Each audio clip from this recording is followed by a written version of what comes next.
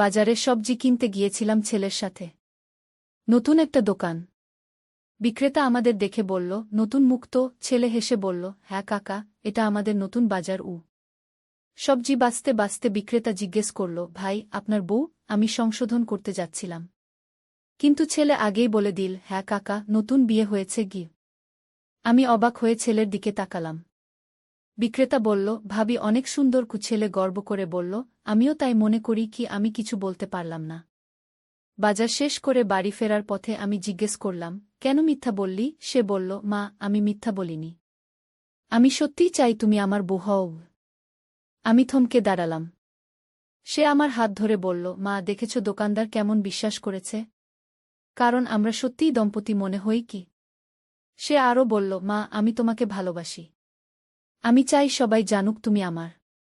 আমরা কি সত্যিই বিয়ে করতে পারি না? আমি বাজারের ব্যাগ নিয়ে দাঁড়িয়ে রইলাম। রাস্তার মানুষজন আমাদের দিকে তাকিয়ে হাসছিল। এই গল্পটি সম্পূর্ণ শুনলে আপনাদের পানি অটোমেটিক বের হয়ে যাবে, সো যত দ্রুত সম্ভব হাতের কাছে টিস্যু নিয়ে বসে পড়ুন।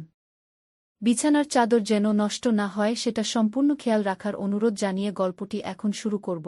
তার আগে সর্বশেষ অনুরোধ, দয়া করে এমন পানি বের করার গল্প নিয়মিত শুনতে আমাদের চ্যানেলটি সকলেই সাবস্ক্রাইব করুন। ধন্যবাদ। হ্যালো বন্ধুরা, আমার নাম মৌসুমী দাস। আমার বয়স ৪৪ বছর।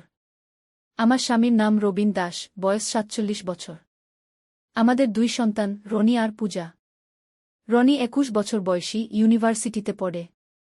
পূজা ১৪ বছর বয়সী, স্কুলে যায়।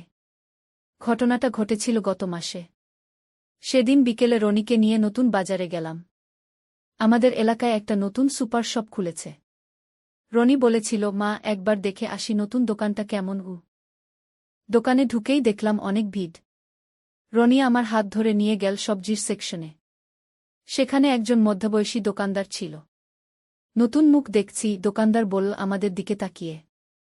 হ্যাঁ কাকা, আমরা প্রথমবার এসেছি, রনি উত্তর দিল। আমি আলু পেঁয়াজ দেখতে লাগলাম। দোকানদার বলল, ভাই, আপনি কি নেবেন? রনি আমার দিকে ইশারা করে বলল, উনি যা বলবেন তাই নেব কাকাগু। দোকানদার আমার দিকে তাকিয়ে জিজ্ঞেস করল, আপনি কি নেবেন বুমা? আমি চমকে গেলাম। বুমা? আমি তো রনির মা। আমি সংশোধন করতে যাচ্ছিলাম, কিন্তু রনি আগেই বলে দিল, হ্যাঁ কাকা, আলু পেঁয়াজ দিন। নতুন সংসার, সব কিছুই নতুন। আমি অবাক হয়ে রনির দিকে তাকালাম। সে কেন এমন কথা বলছে? দোকানদার মুচকি হেসে বলল, বুমা অনেক সুন্দর। আপনি ভাগ্যবান। রনি গর্বিত হয়ে বলল, আমিও তাই মনে করি কাকা। আমার চেয়ে সুন্দর কেউ নেই গি। আমি কিছু বলতে পারলাম না। রনি কি করছে? কেন সে আমাকে তার স্ত্রী বলে পরিচয় দিচ্ছে? দোকানদার আলু পেঁয়াজ মেপে দিতে লাগল। আমি রনিকে কিছু বলতে চাচ্ছিলাম, কিন্তু অনেক লোকের সামনে কিছু বলা যাচ্ছিল না। কতদিন হলো বিয়ে? দোকানদার আবার জিজ্ঞেস করল। রনি তাৎক্ষণিক উত্তর দিল, ১ মাস হয়েছে কাকা। এখনো হানিমুন পিরিয়ড চলছে গু। আমার মুখ লাল হয়ে গেল। রনি কি বলছে? আমি তার মা, তার স্ত্রী নই। দোকানদার হাসতে হাসতে বলল, তাই বলেছি, দেখেই বোঝা যাচ্ছে নতুন দম্পতি। আপনারা দুজনেই খুব খুশি লাগছেন গু। রনি আমার কোমর জড়িয়ে ধরল। আমি আরও বেশি বিব্রত হলাম। হ্যাঁ কাকা, আমরা খুব খুশি, রনি বলল। আমার স্ত্রী খুব ভালো রান্না করে।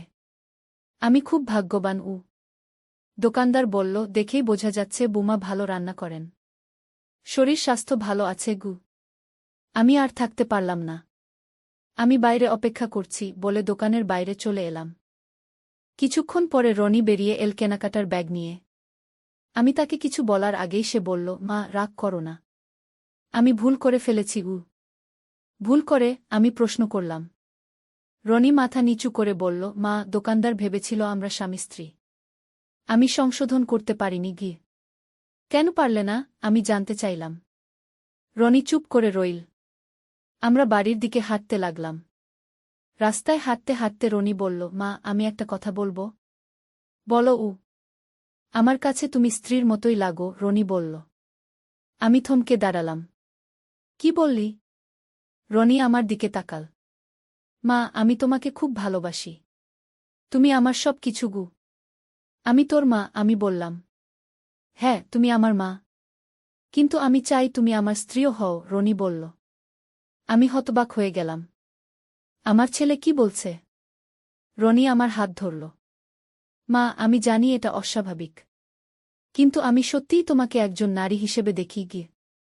আমি আমার হাত ছাড়িয়ে নিলাম। রনি, তুই কি বলছিস? আমি তোর মা গু। রনি বলল, মা, আজকে দোকানে দেখলি না? দোকানদার সহজেই বিশ্বাস করেছে যে আমরা স্বামী স্ত্রী। কারণ আমাদের মধ্যে সেই কেমিস্ট্রি আছে গি। আমি কিছু বুঝতে পারছিলাম না। রনি কি বোঝাতে চাইছে? রনি আবার বলল, মা, আমি তোমাকে বিয়ে করতে চাই।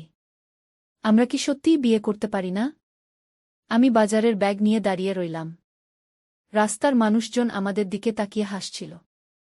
হঠাৎ রনি আমার কাছে এসে কানে কানে বলল, মা, আমি তোমার থেকে শুরু করে একটা নাটক করছি। দেখো, সবাই আমাদের দিকে তাকিয়ে হাসছে গি। আমি চমকে রনির দিকে তাকালাম। নাটক? রনি হেসে বলল, হ্যাঁ মা। আমি এটা একটা সোশ্যাল এক্সপেরিমেন্ট করছি। দেখতে চাইছি মানুষ কেমন রিয়্যাক্ট করে কি। আমি স্বস্তি পেলাম। তুই আমাকে ভয় পাইয়ে দিয়েছিস গো। রনি বলল, মা, আমার একটা প্রজেক্ট আছে সোশ্যাল বিহেভিয়ার নিয়ে। আমি দেখতে চাইছি অস্বাভাবিক পরিস্থিতিতে মানুষ কেমন আচরণ করে কি। আমি বুঝলাম রনি তার পড়াশোনার জন্য এটা করছে। তবুও আমার মনে একটা অদ্ভুত অনুভূতি থেকে গেল। বাড়ি পৌঁছার পর রনি বলল, মা, আমি এই এক্সপেরিমেন্টটা আরও কয়েকবার করতে চাই। তুমি কি সাহায্য করবি? আমি ভাবলাম, রনির পড়াশোনার জন্য হলে আমি সাহায্য করতে পারি। ঠিক আছে, আমি বললাম। পরের দিন সকালে আমি রনিকে বললাম, ঠিক আছে, 1 মাসের জন্য আমি তোর প্রস্তাব মেনে নিচ্ছি গু। রনির মুখে খুশির ছাপ ফুটে উঠল। সত্যি মা? আমি বললাম, হ্যাঁ, কিন্তু শর্ত আছে। পূজার সামনে আমরা স্বাভাবিক থাকব। আর 1 মাস পর যদি আমার ভালো না লাগে তুই এই বিষয় ভুলে যাবি। রনি বলল, ঠিক আছে মা গি। সেদিন থেকে আমাদের জীবনে একটা নতুন অধ্যায় শুরু হল। রনি আমার সাথে অনেক বেশি সময় কাটাতে লাগল। সকালে উঠে রনি আমার জন্য চা বানিয়ে দিত। আমি রান্না করার সময় সে আমার পাশে থাকত। একদিন রনি বলল, মা, আমরা একসাথে সিনেমা দেখতে যাব? আমি বললাম, পূজাকে নিয়ে যাব? রনি বলল, না মা, শুধু আমরা দুজন। আমি রাজি হলাম। সিনেমা হলে গিয়ে দেখি রনি আমার জন্য 2টো টিকিট কেটেছে। ভালো সিট। সিনেমা দেখার সময় রনি আমার হাত ধরল। আমি প্রথমে অস্বস্তি বোধ করলাম, কিন্তু পরে মানিয়ে নিলাম। সিনেমার পর রনি বলল, মা, আমরা রেস্টুরেন্টে খেতে যাব গো। আমি বললাম, বাড়িতে খাব না? রনি বলল, আজ আমাদের ডেট মা। আমি তোমাকে বাইরে খাওয়াতে চাই। রেস্টুরেন্টে গিয়ে রনি আমার জন্য চেয়ার টেনে দিল। ওয়েটারের কাছে অর্ডার দিল। খাওয়ার সময় রনি বলল, মা, তুমি কেমন লাগছ? আমি বললাম, ভালো লাগছে গি। রনি হেসে বলল, আমারও ভালো লাগছে। মনে হচ্ছে আমরা সত্যিই একটা দম্পতি গু। বাড়ি ফেরার পথে রনি আমার হাত ধরে রাখল। আমিও আর আপত্তি করলাম না। বাড়িতে পূজা জিজ্ঞেস করল, তোমরা কোথায় গিয়েছিলে? রনি বলল, সিনেমা দেখতে গিয়েছিলাম গু। পূজা বলল, আমাকে নিয়ে যাওনি কেন? আমি বললাম, পরের বার তোকেও নিয়ে যাব। এভাবে দিন কয়েক কেটে গেল। রনি আমার খেয়াল রাখতে লাগল। আমার জন্য ফুল কিনে আনত। ছোট ছোট উপহার দিত। একদিন রনি বলল, মা, আমরা একটা ছুটির দিনে কোথাও ঘুরতে যাব গু। আমি বললাম, কোথায়? রনি বলল, কক্সবাজার। আমরা দুজন। আমি ভাবলাম, পূজাকে কি বলবো? রনি বলল, পূজাকে রুমা আন্টির কাছে রেখে যাব গু। আমি রাজি হলাম। পরের সপ্তাহে আমরা কক্সবাজার গেলাম। রনি একটা সুন্দর হোটেল বুক করেছিল সমুদ্রের পাশে। হোটেলে চেক ইন করার সময় রিসেপশনিস্ট জিজ্ঞেস করল, হানিমুন কাপল? রনি হেসে বলল, হ্যাঁ গু। আমি লজ্জা পেলাম, কিন্তু কিছু বললাম না। রুমে গিয়ে দেখি একটাই বেড। আমি রনিকে জিজ্ঞেস করলাম, একটা বেড? রনি বলল, মা, আমরা তো স্বামী স্ত্রীর মতো থাকছি গু। আমি বললাম, রনি, আমি ফ্লোরে ঘুমাবো গু। রনি বলল, না মা, বেডে তুমি ঘুমাবে। আমি ফ্লোরে ঘুমাবো গু। সন্ধ্যায় আমরা সমুদ্র সৈকতে গেলাম। রনি আমার সাথে বালুর উপরে বসল। রনি বলল, মা, তুমি কত সুন্দর দেখাচ্ছ গু।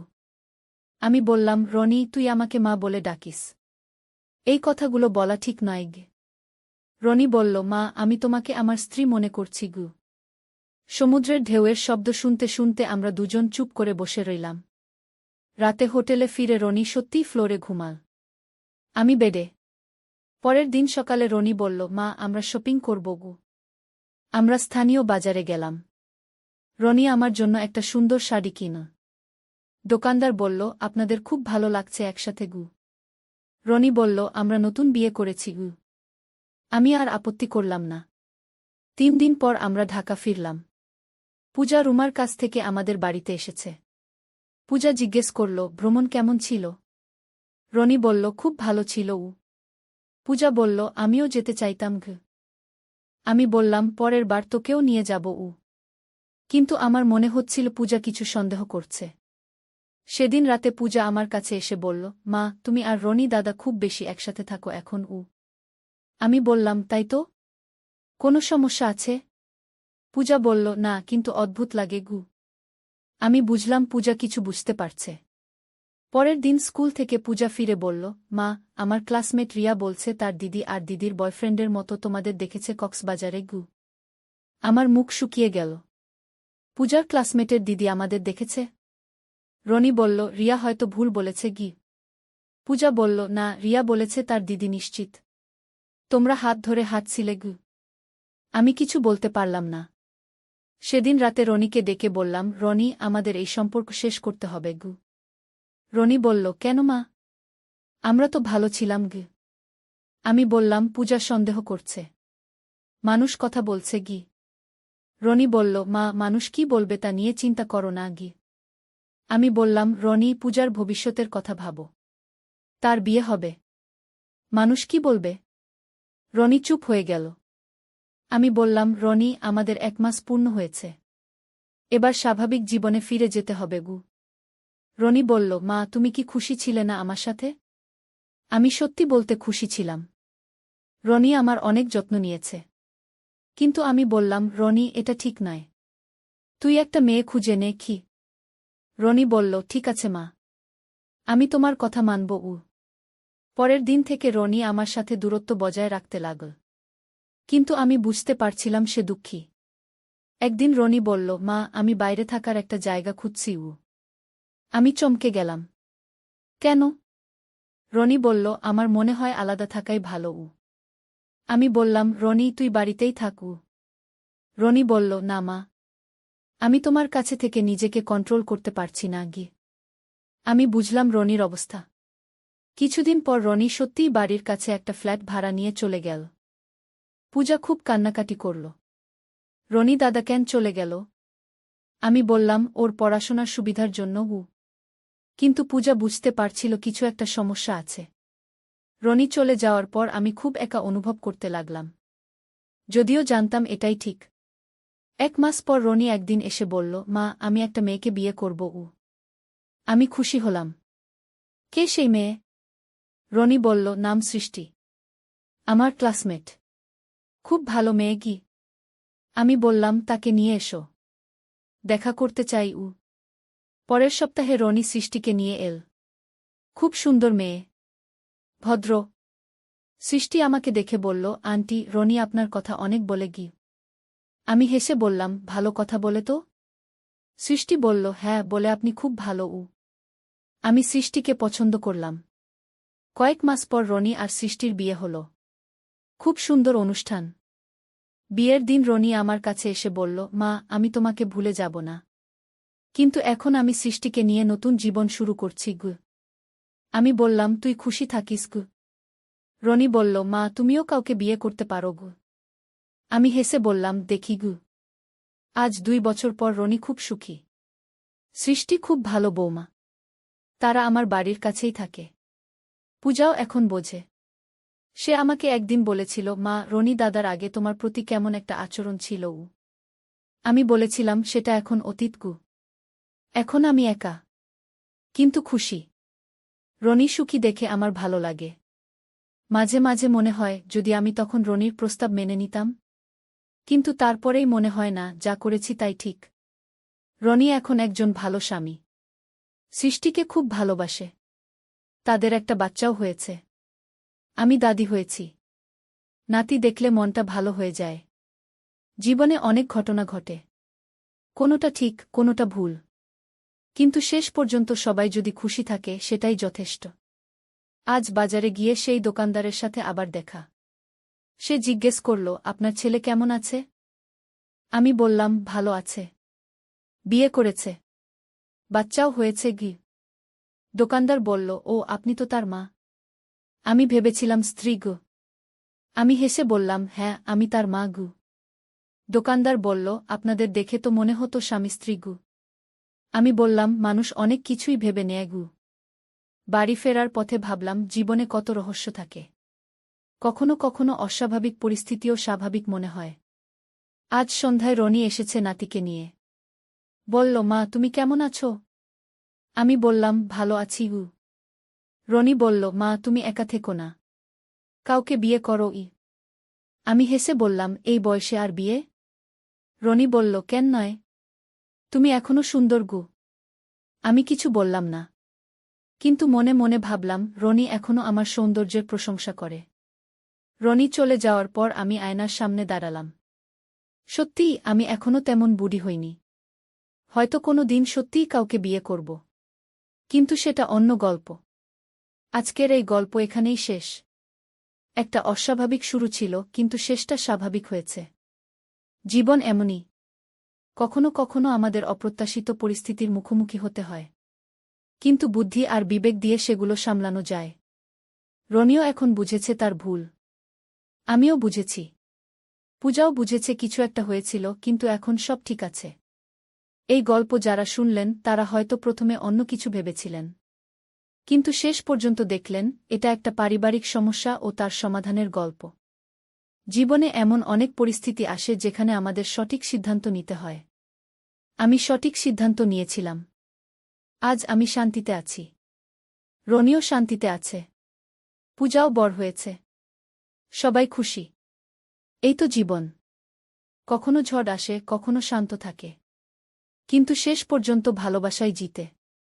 আর হ্যাঁ, এই গল্প শুনে যাদের পানি বের হয়ে গেছে তারা হয়তো আবেগে কেঁদে ফেলেছেন, কারণ এটা একটা আবেগের গল্প। ধন্যবাদ সবাইকে। আবার শোনার জন্য চ্যানেল সাবস্ক্রাইব করুন। আমরা আরেকটা দোকানে গেলাম। এবারও একই ঘটনা ঘটল। দোকানদার আমাদের স্বামী-স্ত্রী ভেবে নিল। রনি আবার সেই একই অভিনয় করল। আমিও এবার মানিয়ে নিলাম। কিন্তু দিনের পর দিন এই অভিনয় করতে গিয়ে আমার মনে একটা পরিবর্তন আসতে শুরু করল। রনি যখন আমাকে তার স্ত্রী বলে পরিচয় দিত, তখন আমার ভেতরে একটা অদ্ভুত আনন্দ অনুভব হতো। একদিন রনি বলল, মা আমার মনে হয় আমাদের এই এক্সপেরিমেন্ট বন্ধ করা উচিত। কেন? আমি জিজ্ঞেস করলাম। রনি বলল, আমার মনে হচ্ছে আমি সত্যিকারের অনুভূতি নিয়ে কনফিউজ হয়ে যাচ্ছি গিয়ে। আমিও একই কথা মনে মনে ভাবছিলাম। আমারও মনে হচ্ছিল যেন আমি সত্যিই রনির স্ত্রী। সেদিন রাতে আমি আমার রুমে বসে ভাবছিলাম, রনি কি সত্যিই আমাকে একজন নারী হিসেবে দেখে? আমার স্বামী রবিন 2 বছর আগে মারা গেছে।